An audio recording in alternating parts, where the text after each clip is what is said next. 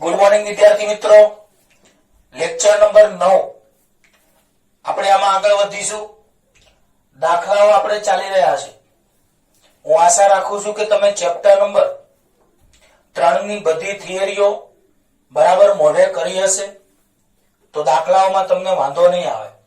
સ્વાધ્યાયનો 3.18 નંબરનો દાખલો આપણે ભણીએ. રકમ ધ્યાનથી સાંભળજો. અમુક વાર અમુક દાખલાઓમાં હું આવી રફ આકૃતિ દોરીશ, જેથી દાખલો સમજાવવામાં તમને થોડી સરળતા પડે.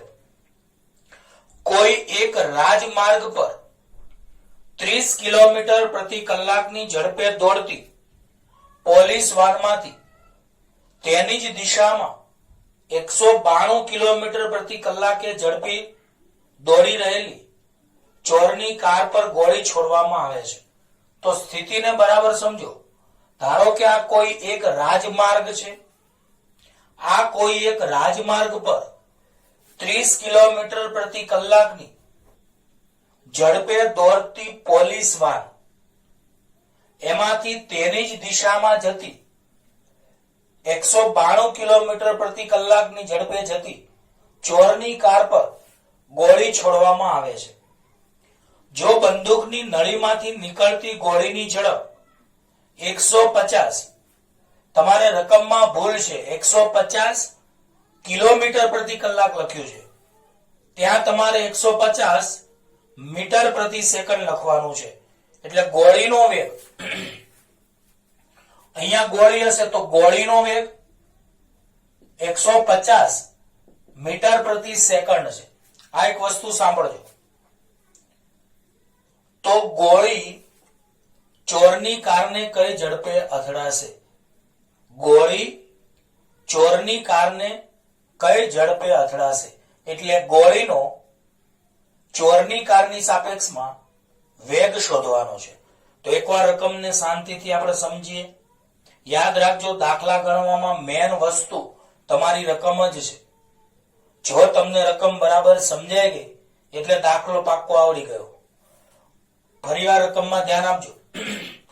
કોઈ એક રાજમાર્ગ પર 30 કિલોમીટર પ્રતિ કલાકની ઝડપે દોડતી પોલીસ વાનમાંથી તેની જ દિશામાં 192 કિલોમીટર પ્રતિ કલાકે ઝડપી દોડી રહેલી ચોરની કાર પર ગોળી છોડવામાં આવે છે. તો સમજી લ્યો કે આ એક રાજમાર્ગ છે, આ પોલીસ વાન છે. પોલીસ વાનની કારની ઝડપ વીપી બરાબર 30 કિલોમીટર પ્રતિ કલાક, પી ફોર પોલીસ. એમાંથી ચોરની કાર આગળ જાય છે. ચોરને થીપ કહેવાય ઇંગ્લિશમાં. તો ચોરની કારનો વેગ વીટી બરાબર 192 કિલોમીટર પ્રતિ કલાક આપણને આપ્યો છે. જો બંદૂકની નળીમાંથી નીકળતી ગોળીની ઝડપ 150, તમારે પેમ્પલેટમાં કિલોમીટર પ્રતિ કલાક છપાણા છે કદાચ, તો એ મીટર પ્રતિ સેકન્ડ કરી દેજો. તો ગોળીનો વેગ 150 મીટર પ્રતિ સેકન્ડ હોય તો ગોળી ચોરની કારને કઈ ઝડપે અથડાશે? એટલે ગોળીનો ચોરની કારની સાપેક્ષમાં વેગ શોધવાનો છે. તો હવે આપણે શાંતિથી સમજીએ, ધ્યાન આપજો. આ એક રાજમાર્ગ છે. આ રાજમાર્ગમાં પોલીસ વાન છે, એનાથી આગળ ચોરની કાર જાય છે. ચોરની કારની ઝડપ વીટી બરાબર 192 કિલોમીટર પ્રતિ કલાક આપી છે. પોલીસ વાનની ઝડપ વીપી બરાબર 30 કિલોમીટર પ્રતિ કલાક આપી છે અને 150 મીટર પ્રતિ સેકન્ડ એ ગોળીની ઝડપ છે. તો હવે બરાબર દાખલામાં ધ્યાન આપજો. તો પહેલા પોલીસ કારનો વેગ, પી ફોર પોલીસ. તો પોલીસ કારનો વેગ એને આપણે વીપી વડે દર્શાવીએ તો વીપી બરાબર 30 કિલોમીટર પ્રતિ કલાક. 1 કિલોમીટર એટલે 1000 મીટર અને 1 કલાક એટલે 3600 સેકન્ડ. તો બોલો, પોલીસ કારનો વેગ વીપી બરાબર 30 કિલોમીટર પ્રતિ કલાક. કિલો એટલે 1000 મીટર, કલાક એટલે 3600 સેકન્ડ. હવે બે શૂન્ય જતી રહેશે અને સાદુરૂપ આપી અને છેદ ઉડાડશો તો પોલીસ કારનો વેગ વીપી બરાબર 25/3 મીટર પ્રતિ સેકન્ડ આવશે. આવી જ રીતે ચોરની કારનો વેગ, ચોરને ઇંગ્લિશમાં થીપ કહેવાય તો વીટી, તો ચોરની કારનો વેગ વીટી બરાબર 192 કિલોમીટર પ્રતિ કલાક. હવે 192 કિલોમીટરની જગ્યાએ 1000 મીટર અને કલાકની જગ્યાએ 3600 સેકન્ડ, બે શૂન્ય જતા રહે અને છેદ ઉડાડશો એટલે ચોરની કારનો વેગ વીટી બરાબર 160/3 મીટર પ્રતિ સેકન્ડ આવશે. હવે આપણને બંદૂકમાંથી છોડેલી ગોળીનો વાસ્તવિક વેગ વીબી' બરાબર 150 મીટર પ્રતિ સેકન્ડ આપ્યો છે. આ સંજ્ઞાઓ આપણી જાતે ધારવાની છે. ફરીવાર ધ્યાન આપજો, બંદૂકમાંથી છોડેલી ગોળીનો વાસ્તવિક વેગ વીબી' બરાબર, તો બંદૂકમાંથી છોડેલી ગોળીનો વાસ્તવિક વેગ આપણે વીબી' ધારીએ, જે આપણને 150 મીટર પ્રતિ સેકન્ડ આપ્યો છે. હવે સમજવા જેવું છે. મને કહો, ગોળી ક્યાં છે? બંદૂકની અંદર. બંદૂક ક્યાં છે? પોલીસની વાનમાં છે. તો તમે વિચારો કે પોલીસ વાનમાં જે બંદૂક છે એ બંદૂકમાંથી નીકળતી ગોળીનો વાસ્તવમાં વેગ 150 છે, પણ આપણે ગણતરીમાં કંઈક અલગ જ લઈશું. કેમ? તો બરાબર ધ્યાન આપજો કે ગોળીનો વેગ વીબી બરાબર પોલીસ કારનો વેગ વત્તા ગોળીનો વાસ્તવિક વેગ. એટલે અહીંયા બે વેગ ઉમેરાશે. તમે સમજી લો કે તમે પોલીસ છો અને તમે પોલીસની વાનમાં બેઠા છો, તમારા હાથમાં બંદૂક છે, તો બંદૂકમાંથી નીકળતી ગોળીનો વેગ 150 મીટર પ્રતિ સેકન્ડ આપ્યો છે, પણ આપણે ગણતરીમાં 150 મીટર પ્રતિ સેકન્ડ નહીં લેવાય, કારણ કે બંદૂક ક્યાં છે? પોલીસ કારની, મતલબ પોલીસ વાનમાં છે. તો પોલીસ કારની ઝડપ 30 છે. 30 એટલે કે આપણે 25/3 શોધી છે મીટર પ્રતિ સેકન્ડ એકમમાં, તો 25/3 એમાં ઉમેરવા પડે. બરાબર સમજો હું શું કહું છું? હું પોલીસ કારની વાનમાં બેઠો છું, પણ જો પોલીસ કાર ઊભી હોત અને હું બંદૂકમાંથી ગોળી છોડત તો ગોળીનો વેગ 150 મીટર પ્રતિ સેકન્ડ હું ગણતરીમાં લેત. પણ અહીંયા તો બંદૂકમાંથી ગોળી છોડવામાં તો આવે છે, પણ એ બંદૂક એ પોલીસ કારમાં છે, એટલે પોલીસની કારનો વેગ તમારે એમાં ઉમેરવો પડે, કારણ કે પોલીસ કાર છે એ પણ ચોરની કાર તરફ જાય છે, એટલે તમારી ગોળીનો વેગ ખાલી 150 મીટર પ્રતિ સેકન્ડ ના કહેવાય, એમાં પોલીસ કારનો વેગ 25/3 ઉમેરાશે. તો યાદ રાખજો કે અહીં આપણે ગણતરીમાં લેવાનો જે ગોળીનો વેગ છે એ ગોળીનો વેગ વીબી બરાબર પોલીસ કારનો વેગ વીબી વત્તા ગોળીનો વાસ્તવિક વેગ વીબી'. તો ગોળીનો વાસ્તવિક વેગ 150 વત્તા પોલીસ કારનો વેગ 25/3 અને લસા લેશો એટલે અહીંયા 25 15 તરી 45, એટલે અહીંયા કેટલા આવશે? 450/3, એટલે 25 વત્તા 450 એટલે 475/3 મીટર પ્રતિ સેકન્ડ. આ ગોળીનો વેગ આપણે દાખલામાં ધ્યાનમાં લઈશું. તો મેન આ દાખલામાં આ જ વસ્તુ સમજવાની હતી. બરાબર?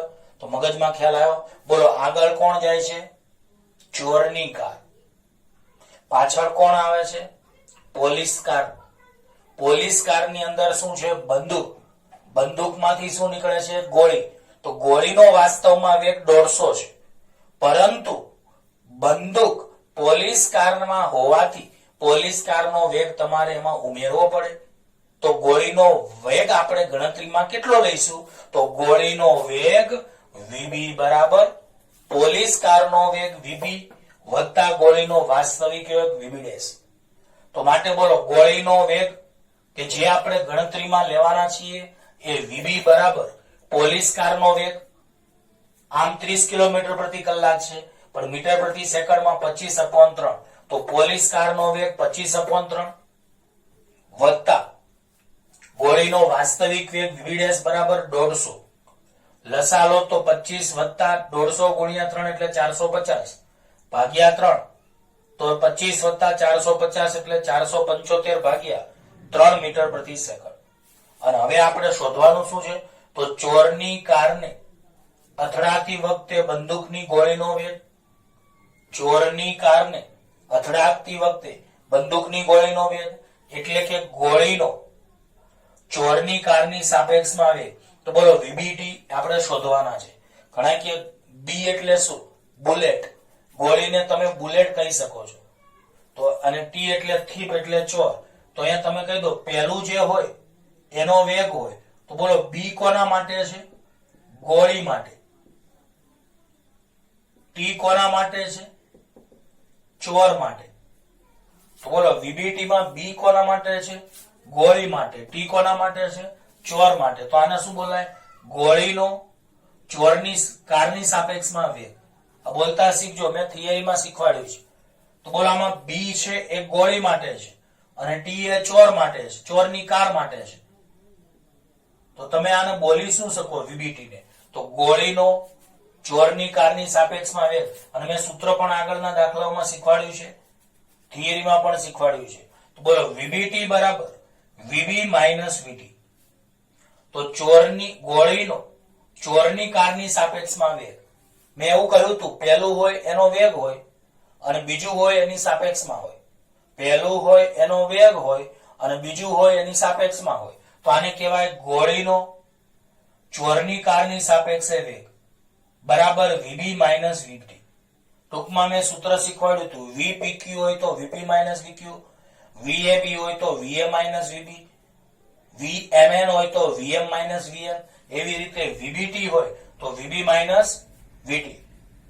હવે મને કહો વીબીટી બરાબર અહીંયા વીબી ની જગ્યાએ કેટલા લખાય? તો 475 ભાગ્યા 3. વીબી એટલે 475 ભાગ્યા 3 અને વીટી એટલે તો ચોરની કારનો વેગ 160 અપોન 3 મીટર પ્રતિ સેકન્ડ.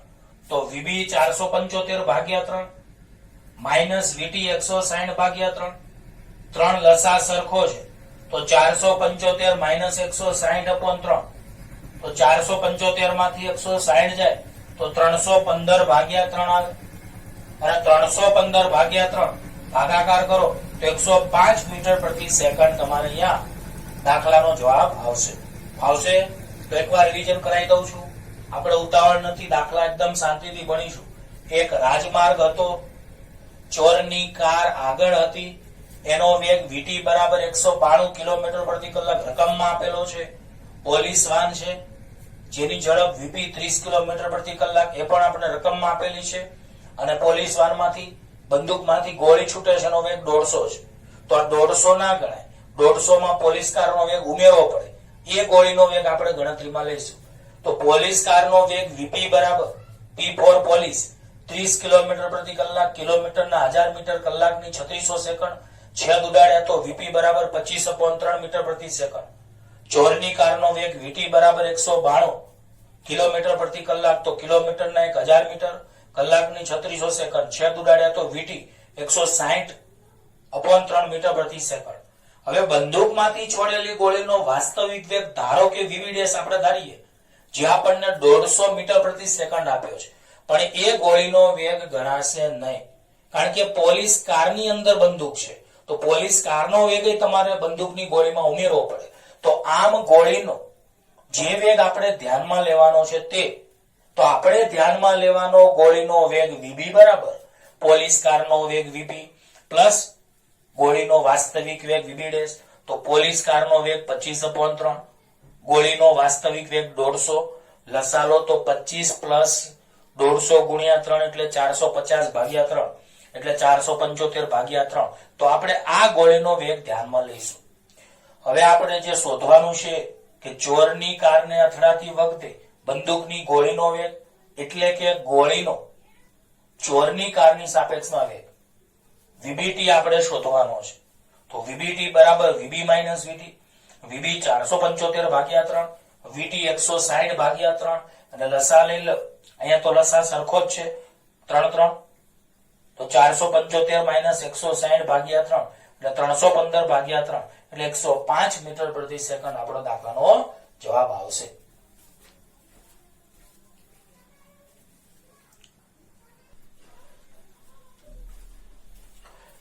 હવે વિદ્યાર્થી મિત્રો એક સ્વાધ્યાયનો 3.5 જેની આપણે ચર્ચા કરીએ. ધ્યાન આપજો, સ્વાધ્યાયનો 3.5. એક જેટ પ્લેન 500 કિલોમીટર પ્રતિ કલાકની ઝડપે ઉડી રહ્યું છે. એક જેટ પ્લેન 500 કિલોમીટર પ્રતિ કલાકની ઝડપે ઉડી રહ્યું છે અને તે જેટ પ્લેનની સાપેક્ષે 1500 કિલોમીટર પ્રતિ કલાકની ઝડપે દહન ઉત્પાદનનો એટલે કે વાયુને બહાર કાઢી રહ્યું છે. જમીન પર ઉભેલા કોઈ અવલોકનકારની સાપેક્ષે દહન ઉત્પાદનોની એટલે કે વાયુની ઝડપ કેટલી હશે? તો બરાબર સમજો. આવી રીતે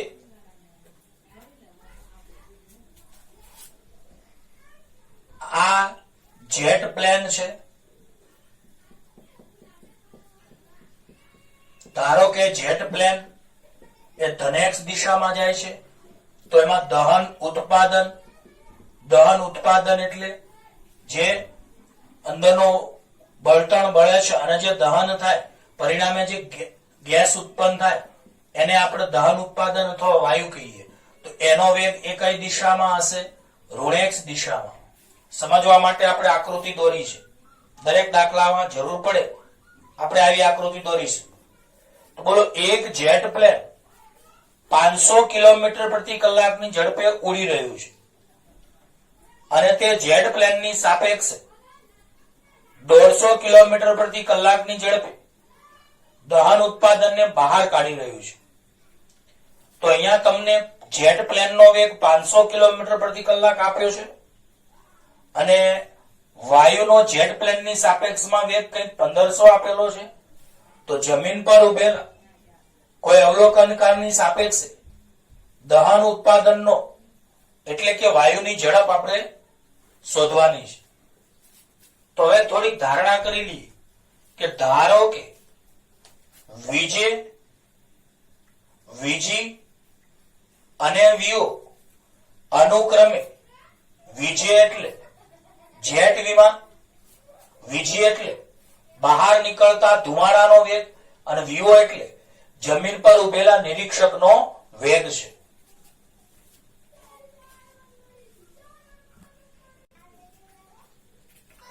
તો અહીંયા બોલો, વીજે એટલે જેટ વિમાનનો વેગ, વીજી એટલે બહાર નીકળતા ધુમાડા એટલે કે વાયુનો વેગ અને વીઓ એટલે જમીન પર ઉભેલા નિરીક્ષકનો વેગ. હવે આપણે બરાબર ધારી લઈએ તો અહીંયા આકૃતિ દોરી છે મુજબ કે ધારો કે જેટ વિમાન એ ધનેક્ષ દિશામાં ગતિ કરે છે તો જેટ વિમાનમાંથી નીકળતો ધુમાડો એટલે કે વાયુ એ ઋણેક્ષ દિશામાં ગતિ કરે. Common sense. ધારો કે જેટ વિમાન એ ધનેક્ષ દિશામાં ગતિ કરે છે તો જેટ વિમાનમાંથી નીકળતો ધુમાડો એ ઋણેક્ષ દિશામાં ગતિ કરે છે. અહીં જેટ વિમાનનો વેગ વીજે 500 કિલોમીટર પ્રતિ કલાક આપણને આપ્યો છે. હમણાં રકમ વાંચી ત્યારે આપણને ઓલરેડી ખબર જ છે કે જેટ વિમાનની ઝડપ એ 500 કિલોમીટર પ્રતિ કલાક અને આ વાયુ છે એની ઝડપ 1500 કિલોમીટર પ્રતિ કલાક છે. પણ આપણે માઇનસ લઈશું કારણ કે વિરુદ્ધ દિશા છે. તો જેટ વિમાનનો વેગ વીજે 500 કિલોમીટર પ્રતિ કલાક આપણને આપ્યો છે અને નિરીક્ષક એ જમીન પર સ્થિર છે. આપણે નિરીક્ષક છીએ, આપણે જેટ વિમાનને જોવાનું છે તો આપણો વેગ તો કેટલો કહેવાશે? 0. તો બોલો, જેટ વિમાનનો વેગ વીજે બરાબર 500 કિલોમીટર પ્રતિ કલાક. વીઓ એટલે નિરીક્ષકનો વેગ. હકીકતમાં એક વાત સમજાવું કે આ 500 કિલોમીટર પ્રતિ કલાક એ કોનો વેગ કહેવાય? જેટ વિમાનનો નિરીક્ષકની સાપેક્ષ. એટલે લખ્યું છે કે જમીન પર ઉભેલા નિરીક્ષક દ્વારા અનુભવાતો જેટ પ્લેનનો વેગ બરાબર જેટ પ્લેનનો વેગ માઇનસ નિરીક્ષકનો વેગ. આ બહુ સમજવા જેવી વાત છે કારણ કે આ સાપેક્ષ વેગ છે. બોલો, વીજે માઇનસ વીઓ ને શું બોલાય? તો જેટ પ્લેનનો વેગ. કોની સાપેક્ષમાં? તો જમીન પર ઉભેલા નિરીક્ષક દ્વારા અનુભવાતો એટલે કે નિરીક્ષકની સાપેક્ષે. તો બોલો, વીજે માઇનસ વીઓ ને વંચાઈશું તો જમીન પર ઉભેલા નિરીક્ષક દ્વારા અનુભવાતો જેટ પ્લેનનો વેગ વીજે માઇનસ વીઓ. તો જેટ પ્લેનનો વેગ વીજે 500, નિરીક્ષકનો વેગ 0 એટલે 500 કિલોમીટર પ્રતિ કલાક સમીકરણ નંબર 1. તો બોલ આને બોલાય શું? તો જમીન પર ઉભેલા નિરીક્ષક દ્વારા અનુભવાતો જેટ પ્લેનનો વેગ. બોલો વીજે માઇનસ વીઓ ને શું વંચાય? તો જમીન પર ઉભેલા નિરીક્ષકના દ્વારા અનુભવાતો જેટ પ્લેનનો વેગ. વીજે માઇનસ વીઓ બરાબર વીજે 500, વીઓ 0 એટલે 500 કિલોમીટર પ્રતિ કલાક.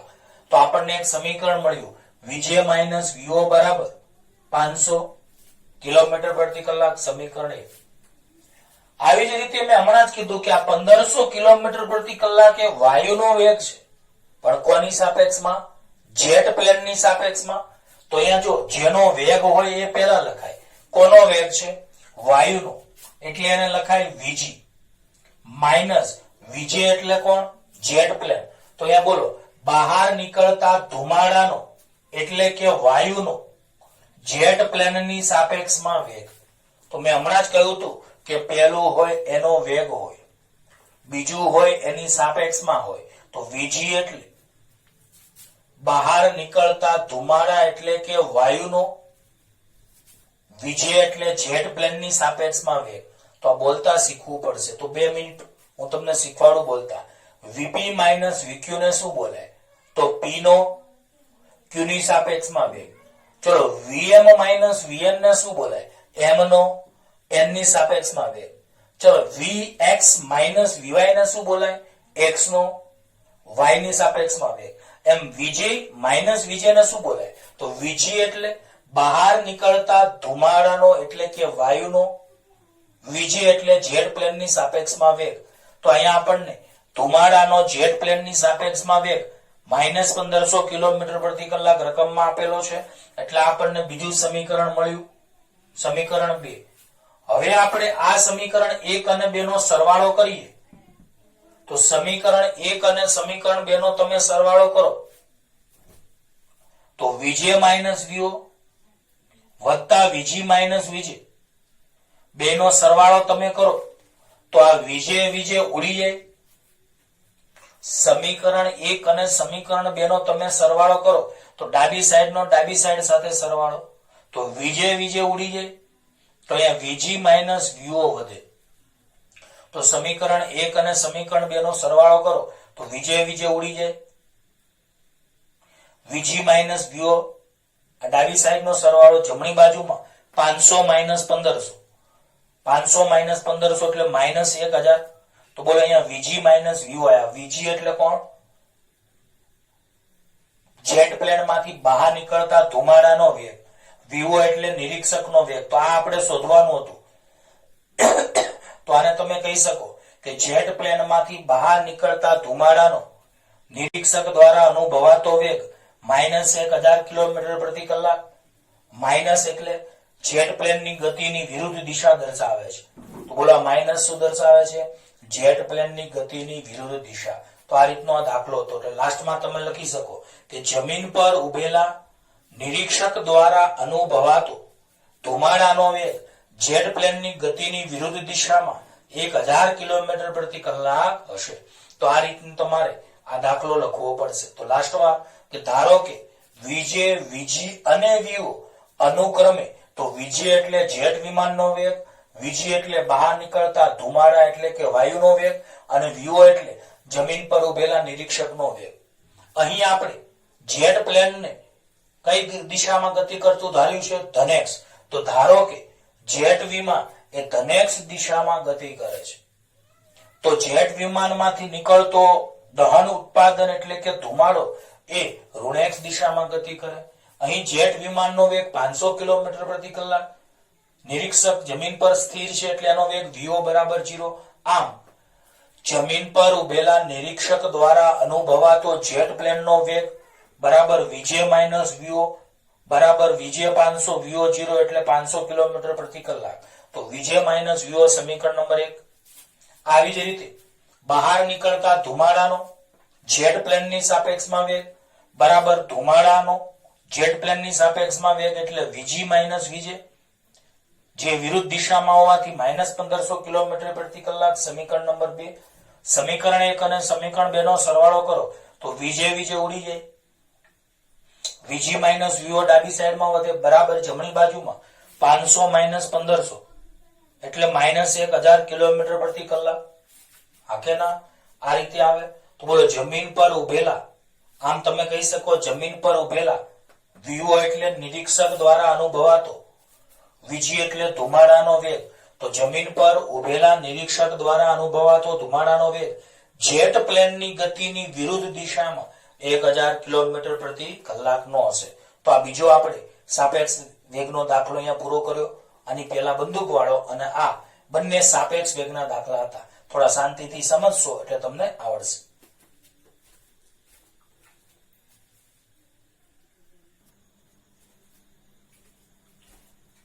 હવે પ્રિય વિદ્યાર્થીઓ, સ્વાધ્યાયનો 3.6 નંબરનો દાખલો.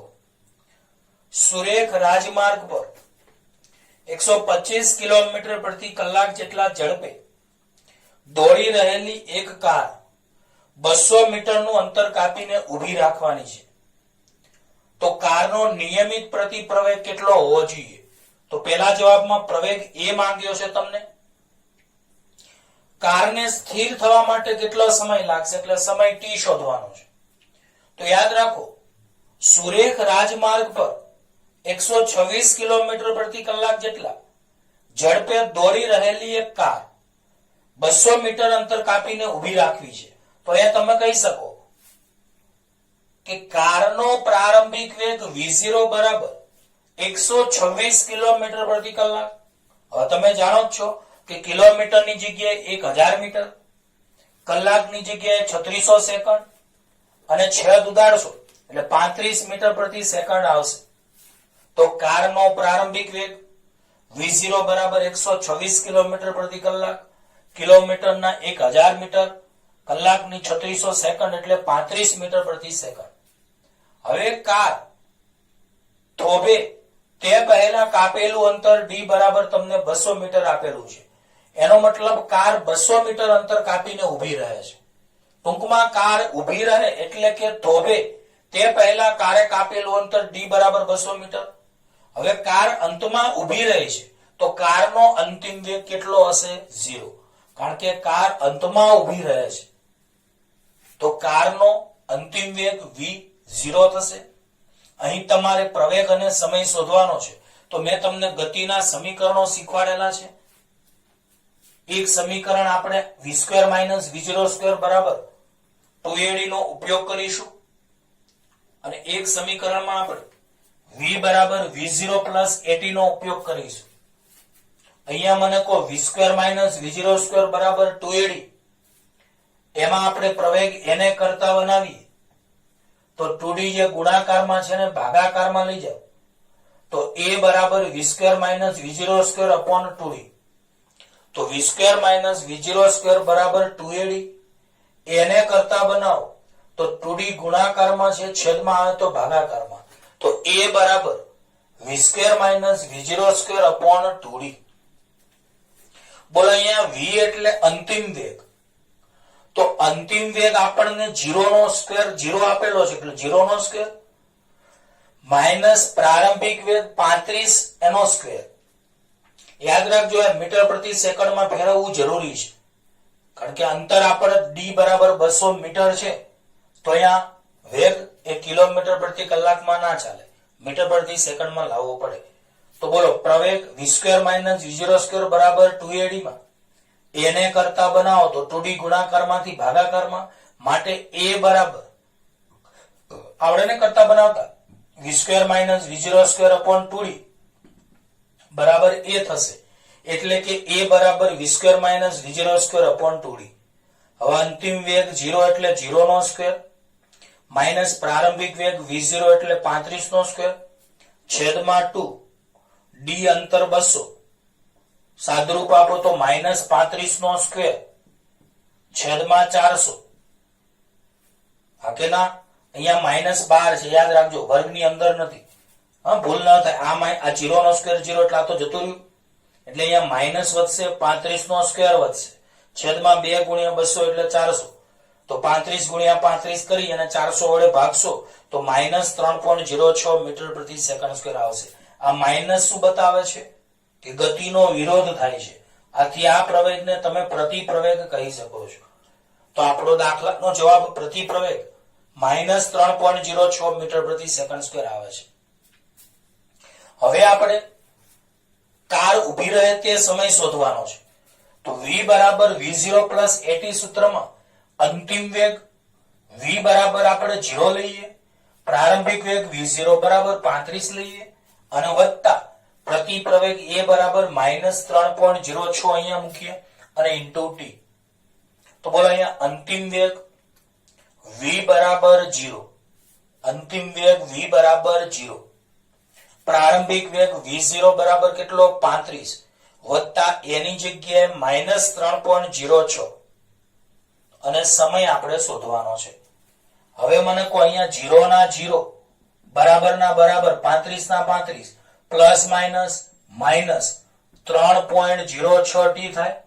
આ -3.06 t એ આ બાજુ લાવો તો પ્લસ થઈ જાય, હા કે ના?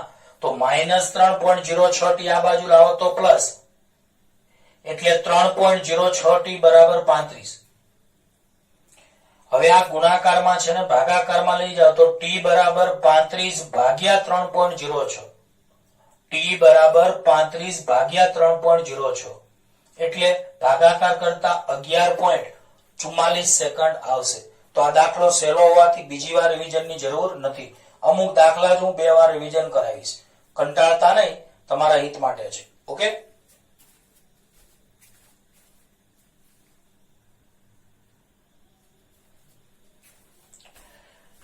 હવે વિદ્યાર્થી મિત્રો આજના દિવસનો લાસ્ટ દાખલો સ્વાધ્યાયનો 3.10, એમાં થોડાક જવાબો જાજા માંગ્યા છે. કોઈ એક ખેલાડી 29.4 મીટર પ્રતિ સેકન્ડની પ્રારંભિક ઝડપથી એક દડાને ઉર્ધ્વ દિશામાં ફેંકે છે. તો કોઈ એક ખેલાડી કોઈ દડાને 29.4 મીટર પ્રતિ સેકન્ડના પ્રારંભિક ઝડપથી ઉપર ફેંકે છે. તો બોલો ગોળાની પ્રારંભિક ઝડપ v0 બરાબર કેટલી? 29.4 મીટર પ્રતિ સેકન્ડ. તો કોઈ એક ખેલાડી દડાને 29.4 મીટર પ્રતિ સેકન્ડની પ્રારંભિક ઝડપથી ઉર્ધ્વ દિશામાં ફેંકે છે. હવે મને કહો આ ઉપર જયા જ રાખશે? તમે આ દડાને 29.4 મીટર પ્રતિ સેકન્ડ થી ફેંક્યો તો આ દડો ઉપર જય જ રાખશે? ઘણા કે સાહેબ ઉપર જય જ નહીં રાખે. એક ઊંચાઈ એવી આવશે કે જ્યારે તેનો અંતિમ વેગ 0 થશે. તો જ્યારે તેનો અંતિમ વેગ 0 થાય એ ઊંચાઈને મહત્તમ ઊંચાઈ h કહે છે. બોલો તે ઊંચાઈને શું કહેવાય છે? મહત્તમ ઊંચાઈ h. સીધી સીધી ભાષામાં મહત્તમ ઊંચાઈ વેગ 0 હોય છે. તો આ એક બેઝિક ફંડામેન્ટલ યાદ રાખજો. બીજી એક વાત, આમાં આપણને જે જવાબ માંગ્યા છે એ આપણે શોધતા જઈએ. પહેલો જવાબ કે દડાની ઉર્ધ્વ દિશાની ગતિ દરમિયાન પ્રવેગની દિશા કઈ હશે? દડાની ઉર્ધ્વ દિશાની ગતિ દરમિયાન પ્રવેગની દિશા કઈ હશે? ચલો મને એક સવાલનો જવાબ આપો.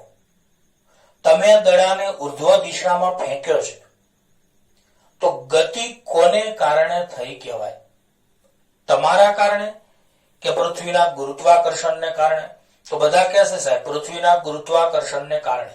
તો આનો જવાબ આપણે લખી શકીએ કે અહીં પદાર્થ એક ગુરુત્વાકર્ષી ક્ષેત્રની હાજરીમાં ગુરુત્વાકર્ષી ક્ષેત્રની અસર હેઠળ ગતિ કરે છે. તેથી તેના કારણે ઉદ્ભવતો પ્રવેગ એક ગુરુત્વાકર્ષી ક્ષેત્રને કારણે ઉદ્ભવતો પ્રવેગ કહેવાય. અને ગુરુત્વાકર્ષી ક્ષેત્રનો પ્રવેગ g એ હંમેશા અધો દિશામાં એટલે કે પૃથ્વીના કેન્દ્ર તરફ હોય છે. એટલે તમને તો આવો જવાબ પૂછ્યો હતો કે દડાની ઉર્ધ્વ દિશાની ગતિ દરમિયાન પ્રવેગની દિશા કઈ હશે? દડાની ઉર્ધ્વ દિશાની ગતિ દરમિયાન પ્રવેગની દિશા કઈ હશે? તો મેં કહ્યું એમ કે અહીં દડાની ઉર્ધ્વ દિશાની ગતિ એ પૃથ્વીના ગુરુત્વાકર્ષી ક્ષેત્રની અસર હેઠળ થાય છે. અને પૃથ્વીના ગુરુત્વાકર્ષી ક્ષેત્રની અસર હેઠળ જો ગતિ થાય તો ગુરુત્વ પ્રવેગ એ ગુરુત્વ પ્રવેગ જેટલો આવે. એટલે પ્રવેગ ગુરુત્વ પ્રવેગ જેટલો આવે અને ગુરુત્વ પ્રવેગની દિશા અધો દિશામાં એટલે કે પૃથ્વીના કેન્દ્ર તરફ હોય છે. ખ્યાલ આવી ગયો? ફરીવાર, દડાને ઉર્ધ્વ દિશામાં ગતિ કરાવવામાં આવે તો એ ગતિ પૃથ્વીના ગુરુત્વાકર્ષી ક્ષેત્રની અસર હેઠળ થાય છે. અને પૃથ્વીના ગુરુત્વાકર્ષી ક્ષેત્રની અસર હેઠળ જો ગતિ થાય તો ત્યાં ગુરુત્વ પ્રવેગ ધ્યાનમાં લેવાય, અને ગુરુત્વ પ્રવેગની દિશા તો અધો દિશામાં હોય છે. આથી અહીં કહી શકાય કે દડાની ઉર્ધ્વ દિશાની ગતિ ભલે હોય, પરંતુ તેમાં પ્રવેગની દિશા એ ગુરુત્વ પ્રવેગની દિશા એટલે કે અધો દિશામાં, એટલે કે પૃથ્વીના કેન્દ્ર તરફ હોય છે. બીજો જવાબ, તેની ગતિના મહત્તમ ઊંચાઈ વાળા બિંદુએ દડાનો વેગ અને પ્રવેગ કેટલા હશે? આ પણ બહુ સરસ જવાબ છે કે તેની ગતિના મહત્તમ ઊંચાઈ વાળા બિંદુએ દડાનો વેગ અને પ્રવેગ કેટલા હશે? તો મને કહો, મહત્તમ ઊંચાઈએ વેગ તો 0 હશે, તો અહીં લખ્યું છે કે તેની ગતિના મહત્તમ ઊંચાઈ વાળા બિંદુએ દડાનો વેગ અને પ્રવેગ કેટલા હશે? તો બોલો, મહત્તમ ઊંચાઈએ વેગ તો 0 જ થાય, એને જ મહત્તમ ઊંચાઈ કહેવાય કે ત્યાર પછી દડો ઉપર ના જાય. ત્યાર પછી દડો ઉપર ના જાય તો એ અંતિમ વેગ 0 હોય. તો યાદ રાખો, તમે કોઈ પણ વસ્તુને તમે ઉર્ધ્વ દિશામાં ફેંકો તો જે ઊંચાઈએ તેનો અંતિમ વેગ 0 થાય તે ઊંચાઈને મહત્તમ ઊંચાઈ કહેવાય. એનો મતલબ કે મહત્તમ ઊંચાઈએ વેગ તો 0 હોય છે, અને પ્રવેગ તો ગુરુત્વ પ્રવેગ જેટલો જ રહેવાનો, કારણ કે પૃથ્વીના ગુરુત્વાકર્ષી ક્ષેત્રમાં તમે ઉછાળ્યો છે. તો બોલો, અહીં પ્રવેગ એ ગુરુત્વ પ્રવેગ g જેટલો અધો દિશામાં હશે, કે જેનું મૂલ્ય આપણે 9.8 મીટર પ્રતિ સેકન્ડ સ્ક્વેર લઈએ છીએ. તો બોલો, અહીં મહત્તમ ઊંચાઈએ વેગ કેટલો? તો મહત્તમ ઊંચાઈએ વેગ 0, અને ગતિ તો પૃથ્વીના ગુરુત્વાકર્ષી ક્ષેત્રમાં જ થાય છે, માટે પ્રવેગ એ ગુરુત્વ પ્રવેગ g જેટલો, અને એની દિશા અધો દિશામાં હશે, અને જેનું મૂલ્ય એ 9.8 મીટર પ્રતિ સેકન્ડ સ્ક્વેર હશે. ચલો ત્રીજો જવાબ, સી. ત્રીજો જવાબ બહુ સમજવા જેવો છે. દડાની મહત્તમ ઊંચાઈ વાળા બિંદુએ સ્થાન x બરાબર 0 અને t બરાબર 0 તથા શિરોલંબ નીચે તરફની દિશાને ધન દિશા તરીકે પસંદ કરો. આપણે કોઈકે મને સવાલ પૂછ્યો તો સાહેબ અધો દિશાને ઋણ જ ગણાય? ના, દાખલામાં જે કે એ પ્રમાણે તમારે લેવું પડે. તો બોલો, અહીં નીચેની દિશાને ધન દિશા લેવાની છે. નીચેની દિશાને એટલે કે અહીં અધો દિશાને તમને ધન લેવાનું કહ્યું છે, તો ઉપરની એટલે કે ઉર્ધ્વ દિશાને તમે કઈ લેશો? ઋણ દિશા. તો આમાં તમારે રકમમાં આવું કહ્યું છે, બરાબર યાદ રાખજો કે દડાની મહત્તમ ઊંચાઈ વાળા બિંદુએ સ્થાન x બરાબર 0 અને t બરાબર 0 સેકન્ડ તથા શિરોલંબ નીચે તરફની દિશાને ધન દિશા તરીકે પસંદ કરો. આ પસંદગીના સંદર્ભે દડાની ઉર્ધ્વ દિશાની ગતિ અને અધો દિશાની ગતિ માટે સ્થાન, વેગ અને પ્રવેગની સંજ્ઞા જણાવો. સ્થાન, વેગ અને પ્રવેગની સંજ્ઞા જણાવો. એકવાર રકમ બરાબર, હું રકમ 2-3 વાર શાંતિથી સમજાવીશ. આ જ મારી રીત છે, આપણે ફટાફટ ભાગીને ક્યાંય નથી જવું. તો દડાની મહત્તમ ઊંચાઈ વાળા બિંદુએ સ્થાન x બરાબર 0, t બરાબર 0 અને નીચે શિરોલંબ દિશાને ધન દિશા તરીકે લઈએ, અને આ પસંદગીના સંદર્ભમાં ઉર્ધ્વ દિશાની ગતિ માટે સ્થાન, વેગ અને પ્રવેગની સંજ્ઞા જણાવો, અને અધો દિશાની ગતિ માટે સ્થાન, વેગ અને પ્રવેગની સંજ્ઞા જણાવો. તો આ તો બહુ સરળ. યાદ રાખો, પદાર્થ ગતિ ઉપર કરે કે નીચે કરે, પ્રવેગ તો ગુરુત્વ પ્રવેગ જ આવવાનો, અને ગુરુત્વ પ્રવેગ તો અધો દિશામાં જશે. તો અધો દિશાને આપણે અહીંયા ધન ગણવાની છે. તો બોલો, બંને ગતિમાં ઉર્ધ્વ દિશાની ગતિ હોય કે અધો દિશાની ગતિ હોય? ઉર્ધ્વ દિશાની ગતિ હોય કે અધો દિશાની ગતિ હોય? બંનેમાં પ્રવેગ તો ગુરુત્વ પ્રવેગ જેટલો જ આવે, અને ગુરુત્વ પ્રવેગની દિશા અધો દિશામાં છે. અહીં ઊંધું છે, અધો દિશાને ધન લેવાનું છે, એટલે પ્રવેગની દિશા સંજ્ઞા ધન આવશે. તો તમને પૂછ્યું છે કે ઉર્ધ્વ દિશાની ગતિ માટે અને અધો દિશાની ગતિ માટે સ્થાન, વેગની સંજ્ઞા અને પ્રવેગની સંજ્ઞા જણાવો. તો મેં પેલા પ્રવેગની સંજ્ઞા જણાવી કારણ કે ઉર્ધ્વ દિશાની ગતિ હોય કે અધો દિશાની ગતિ હોય, ગતિ તો ગુરુત્વાકર્ષી ક્ષેત્રમાં થાય છે અને પૃથ્વીના ગુરુત્વાકર્ષી ક્ષેત્રમાં ગુરુત્વ પ્રવેગ તો અધો દિશામાં જ હોય અને અહીં અધો દિશાને આપણે ધન ગણવાની છે અને ઉર્ધ્વ દિશાને ઋણ ગણવાની છે, એવું આ દાખલામાં જ આપણને કહ્યું છે.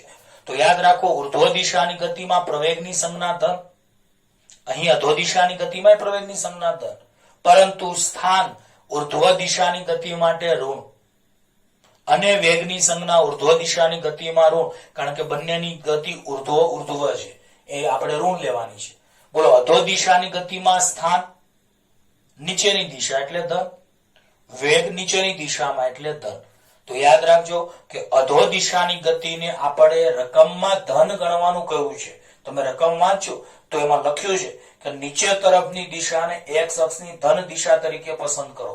તો બોલો, અધો દિશાની ગતિ માટે સ્થાન નીચે એટલે ધન, વેગની સંજ્ઞા નીચે એટલે ધન, પ્રવેગ તો નીચે જ છે એટલે ધન.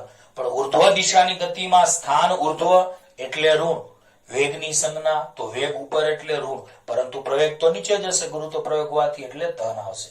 અને લાસ્ટ આમાં ડી કરીને એક આપણને જવાબ માંગ્યો છે કે દડો કેટલી મહત્તમ ઊંચાઈએ પહોંચશે. એટલે મહત્તમ ઊંચાઈ પહેલા આપણે પહેલા જવાબમાં શોધવાની છે. બીજું, કેટલા સમય બાદ ખેલાડીના હાથમાં પાછો આવશે, એટલે સમય શોધવાનો છે. યાદ રાખજો કે દડો કેટલી મહત્તમ ઊંચાઈએ પહોંચશે એટલે h શોધવાનું છે, મહત્તમ ઊંચાઈ, અને કેટલા સમય બાદ ખેલાડીના હાથમાં પાછો આવશે એટલે તમારે સમય શોધવાનો છે. તો એક કામ કરો, એક સૂત્ર તમે જાણો છો કે v² - v02 બરાબર 2ad, v² - v02 બરાબર 2ad. બોલો, આમાં દડો છે એને આપણે ઉર્ધ્વ દિશામાં ફેંકીએ છીએ. તો બોલો, પ્રારંભમાં વેગ v0 છે, પણ આપણે આ દાખલાની સ્થિતિને અનુસાર v0 ઉર્ધ્વ દિશામાં એટલે માઇનસ લઈશું અને અહીં અંતિમ વેગ 0 લઈશું, કારણ કે આપણને અહીં ઉર્ધ્વ દિશા ઋણ લેવાનું કહ્યું છે. તો યાદ રાખો, v² - v02 બરાબર 2ad માં. બોલો, v² - v02 બરાબર 2ad માં તમારે અંતિમ વેગ 0, પ્રારંભિક વેગ -29.4 નો સ્ક્વેર, પણ માઇનસ નો સ્ક્વેર તો પ્લસ જ આવે, પણ આ તો માઇનસ આગળ છે જ ઓલરેડી. તો બોલો, v² - v02 બરાબર 2ad માં અંતિમ વેગ મહત્તમ ઊંચાઈએ તો v ની જગ્યાએ 0 એનો સ્ક્વેર માઇનસ v0 -29.4, કારણ કે આ ઉર્ધ્વ દિશાને આપણે ઋણ ગણીએ, બરાબર 2. હવે પ્રવેગ નીચેની દિશામાં હોવાથી અહીંયા a બરાબર +9.8, કારણ કે અહીંયા ઊંધું છે, ઉર્ધ્વ દિશાને આપણે ઋણ ગણેલી છે અને અધો દિશાને ધન ગણેલી છે. તો બોલો, આમાં અંતિમ વેગ v બરાબર 0, પ્રારંભિક વેગ v0 બરાબર -29.4 નો સ્ક્વેર બરાબર 2/2, પ્રવેગ એ નીચેની દિશામાં એટલે અહીંયા લખી જ રાખું કે પ્રવેગ એ નીચેની દિશામાં એટલે 9.8 મીટર પ્રતિ સેકન્ડ સ્ક્વેર, અને ડી બરાબર મહત્તમ ઊંચાઈ શોધવાની છે. તો અંતિમ વેગ v એટલે 0 નો સ્ક્વેર, v0 એટલે પ્રારંભિક વેગ -29.4 નો સ્ક્વેર 2/2 એ 9.8, ડી એટલે h. હવે માઇનસ નો સ્ક્વેર તો પ્લસ જ થાય, એટલે આમ વર્ગની અંદર જો માઇનસ હોય તો તમે ના લખો તો ચાલે, એટલે મેં અહીંયા 0 તો કાઢી નાખ્યું, માઇનસ ના માઇનસ બહાર હતા એટલે રહેવા દીધા, માઇનસ બહાર હતા એટલે રહેવા દીધા. અહીંયા -29.4 નો સ્ક્વેર એટલે +29.4 નો સ્ક્વેર, અહીં 2 × 9.8 ગુણાકારમાં છે ને ભાગાકારમાં લાવો તો -29.4 નો હોલ સ્ક્વેર ભાગ્યા 2 × 9.8 બરાબર h. યાદ રાખજો, આ માઇનસ તો બહાર હતું અને આ માઇનસ વર્ગની અંદર હતું, એટલે ના લખો તો ચાલે.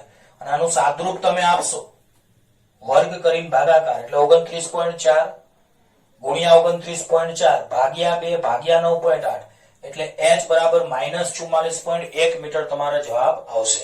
આ મહત્તમ ઊંચાઈ.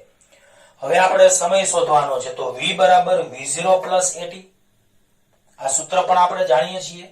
બોલો, આમાં અંતિમ વેગ v બરાબર 0, v0 એટલે -29.4, પ્રારંભિક વેગ v0 -29.4 વત્તા પ્રવેગ a બરાબર 9.8 અને સમય t. તો આ દાખલામાં આપણે ઉર્ધ્વ દિશાને ઋણ ગણી અને અધો દિશાને ધન ગણીને ગણ્યું છે, કારણ કે રકમમાં આપણને કહ્યું છે કે અધો દિશાને ધન લો, ઉર્ધ્વ દિશાને ઋણ લો. જવાબમાં કોઈ ફરક ના પડે, પ્લસ માઇનસ માં ફરક ના પડે. તો એટલું યાદ રાખો, અંતિમ વેગ 0, પ્રારંભિક વેગ ઉર્ધ્વ દિશામાં, ઉર્ધ્વ દિશાને ઋણ ગણી છે એટલે v0 -29.4, પ્રવેગ અધો દિશામાં એટલે એ 9.8 અને સમય t -29.4 આ બાજુ આવે તો +29.4 બરાબર 9.8 ઇન્ટુ t. 9.8 ગુણાકારમાં છે ને ભાગાકારમાં લઈ જાઓ તો 29.4 ભાગ્યા 9.8 બરાબર t, એટલે t બરાબર સમય એ 3 સેકન્ડ આવશે. તો પ્રિય વિદ્યાર્થીઓ, આ ચેપ્ટરમાં પણ આજના આ લેક્ચરમાં દાખલા ખૂબ જ સરસ હતા. આજે આપણે 4 દાખલાનું લગભગ અધ્યયન કર્યું. તમે આ વિડીયો પણ મેં કહ્યું એમ એકવાર તમારી રીતે અનુકૂળતા મુજબ શાંતિથી જોજો અને મોઢે કરી અને હોમવર્ક એકવાર લખજો. Okay, good bye.